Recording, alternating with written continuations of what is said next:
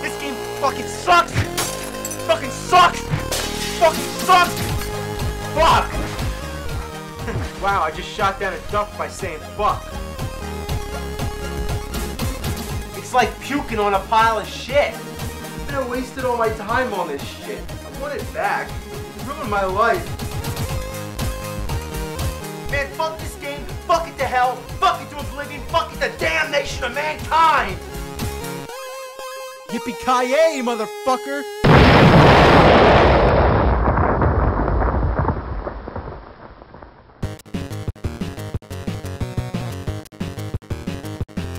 The Magnavox Odyssey was released in 1972, making it the world's first home video game console. So when it comes to going back to the past, you can't go back much more than this. Look at this thing. Looks like a spaceship. What's the top for?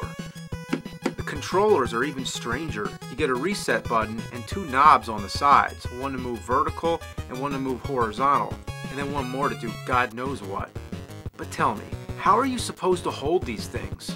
Or do you just put them on a table? The wires are bulky and not flexible at all. They're short too. If you're sitting on your couch, the wires don't reach. However, the wire that connects the console to the TV is long as shit.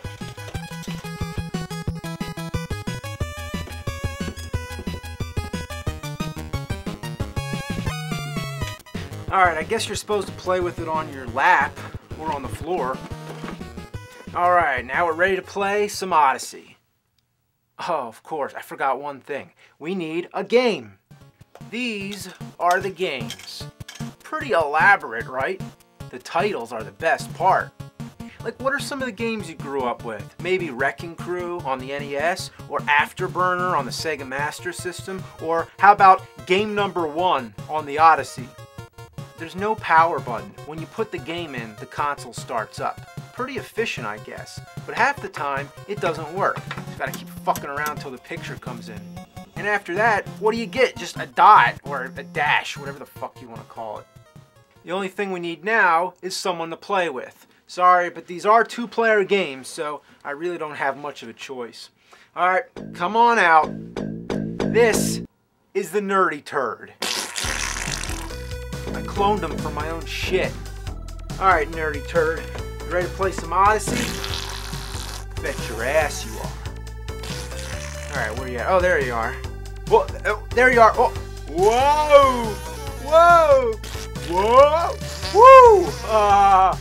Let's play hide and seek, alright? I won't look, okay? Hide somewhere. Right, you ready? Okay. Alright, are you here? Oh, I was close. What are you doing? Oh, I get it. It's like taking a shit. Let me try it.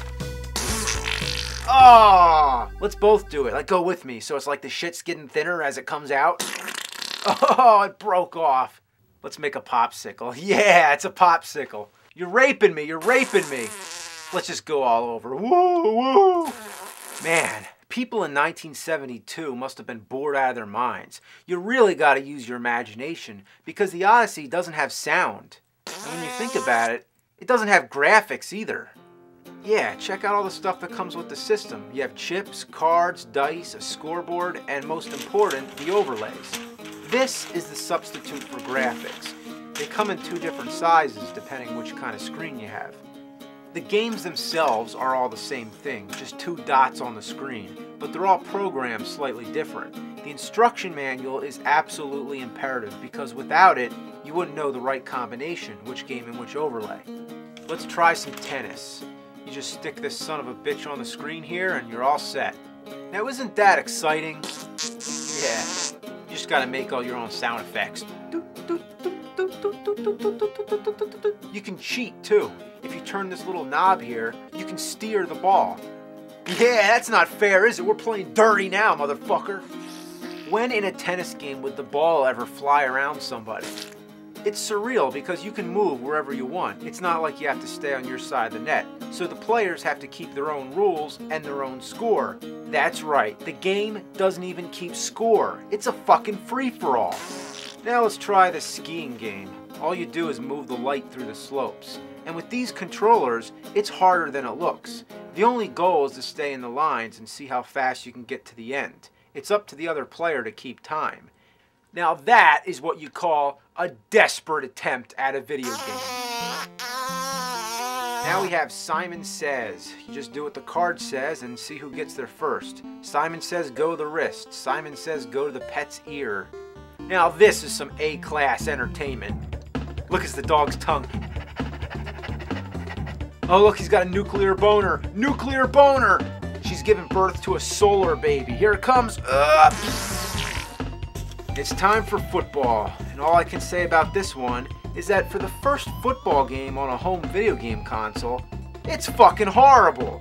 There's a board, a football marker, and pages of instructions to explain it all. You gotta do all kinds of math, calculate the wind and shit.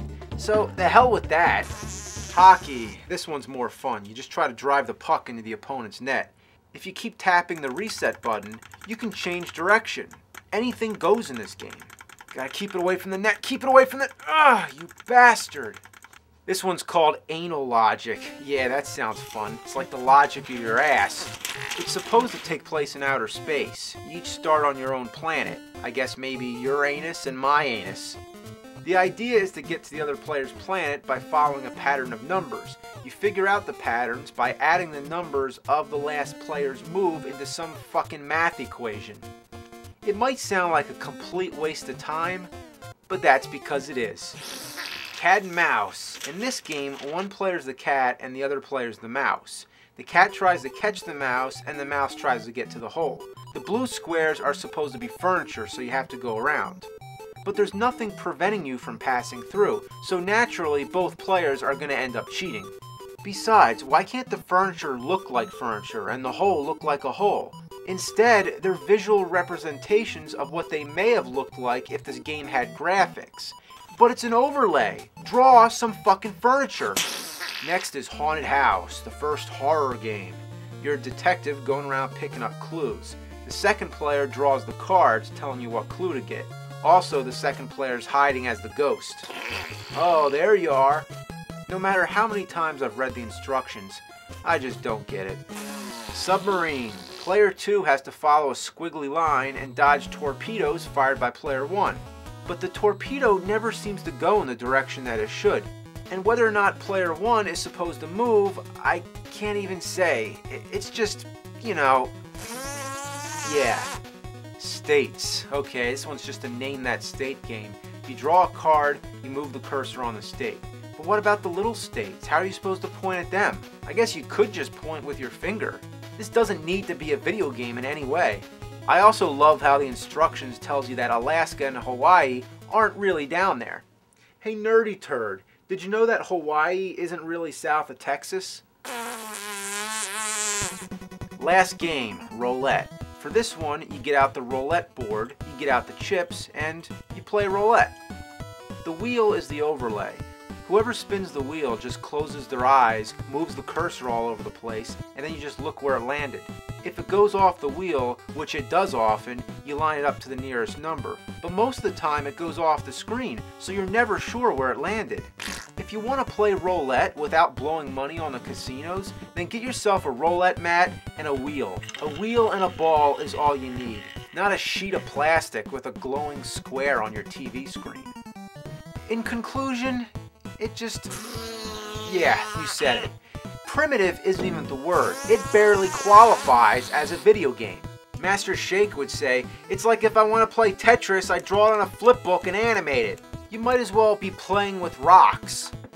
But to be fair, the Odyssey lived up to its name, an Odyssey being a long and eventful journey.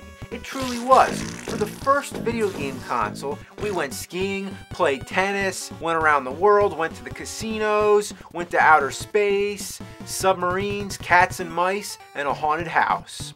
But there's one thing that makes it badass. Check this out. This is the Odyssey gun. But let's talk about guns. You're all familiar with the Nintendo Zapper, right? Originally it was gray, but later they changed it to orange.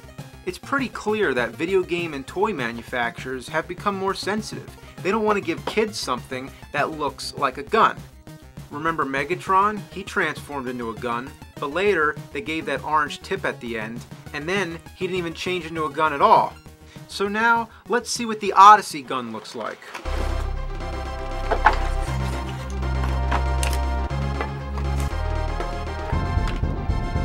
Well, the Odyssey doesn't fuck around. I mean, this is what you call a gun. I mean, look at it. It's a gun. It's a fucking rifle.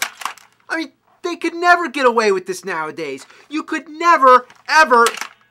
It just blows my mind that there could exist a video game console that has a gun like this. Let's try it out.